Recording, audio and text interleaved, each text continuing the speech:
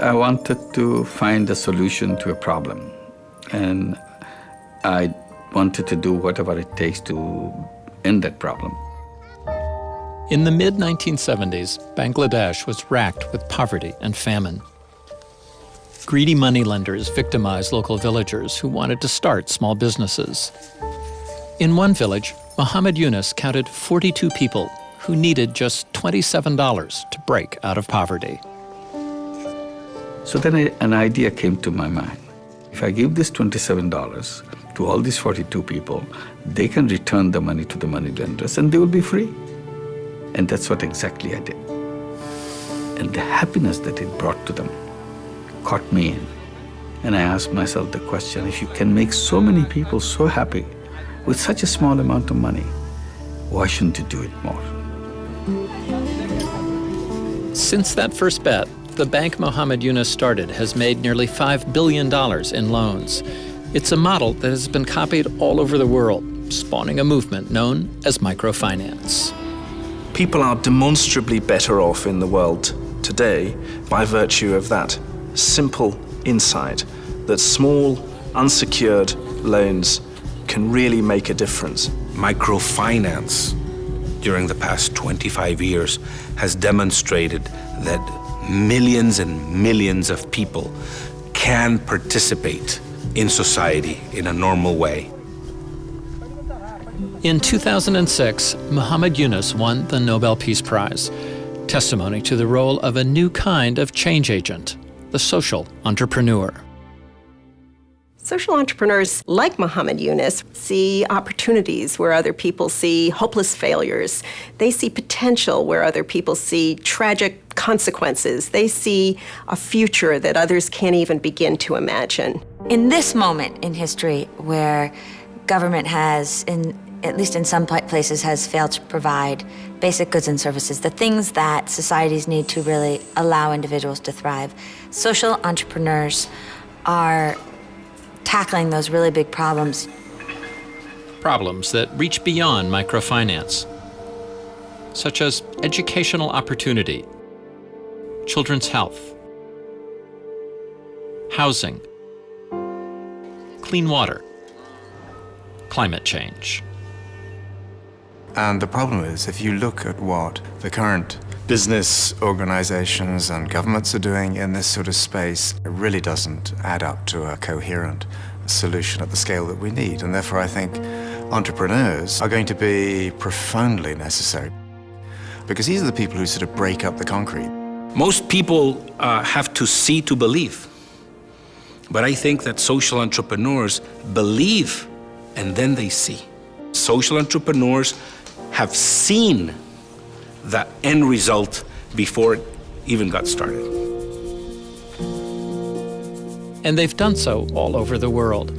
In Mozambique, Blaise Jujasato transformed healthcare by providing reliable medical services to millions of villagers who had never previously been reached.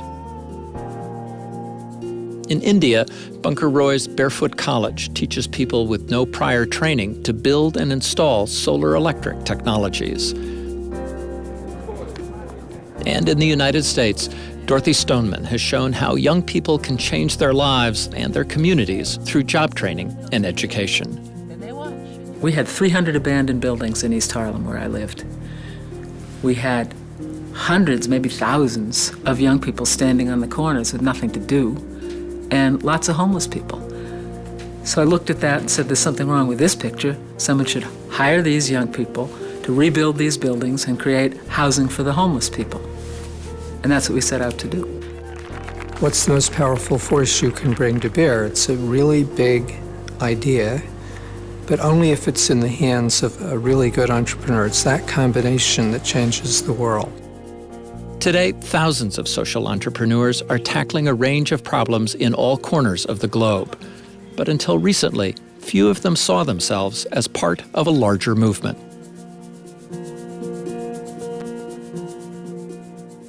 Some 20 years ago, social entrepreneurs were working alone. Fundamentally, they had no idea many times that other social entrepreneurs existed. They had an experience of essentially going against the stream very hard. These are very tough people, but still alone.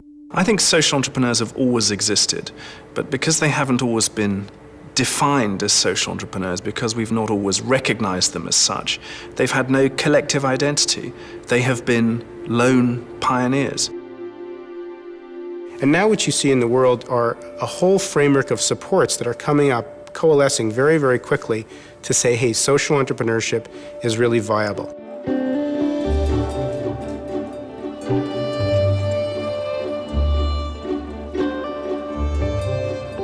Oxford recruits about 300 highly talented MBA students each year. Students want to know how to change the world. They want to know how the skills they learn in business school can help them change the world. You see social entrepreneurs, and regardless of however many problems and challenges that they have, they don't give up. They just push forward and they push forward. And that's inspiring to me. Today, Oxford is just one of many universities teaching social entrepreneurship and providing homes where practicing entrepreneurs can meet and learn from each other. The point of supporting the social entrepreneurship movement is to create a home for those people, to make them less maverick and more of a movement. The more we wire the field together, from local to national to global, it means that ideas go from Bangladesh to the US and Brazil, Poland to South Africa. That wasn't happening 10 years ago. Well, that's a function of the increased productivity of the field.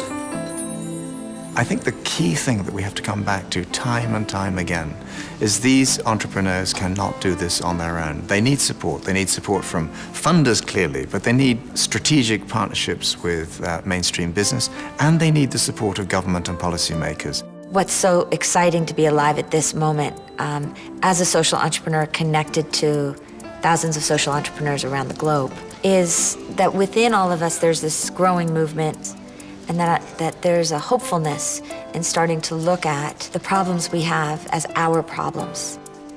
My hope for the future is that by virtue of the stories that we tell about reasons for optimism, by virtue of the small pieces of success, we build some big pieces of success, so that in a decade's time we can say this movement began with one very demonstrable success story, and that was called microfinance. But very quickly it built a series of other success stories, and look at the effect they've had on the world.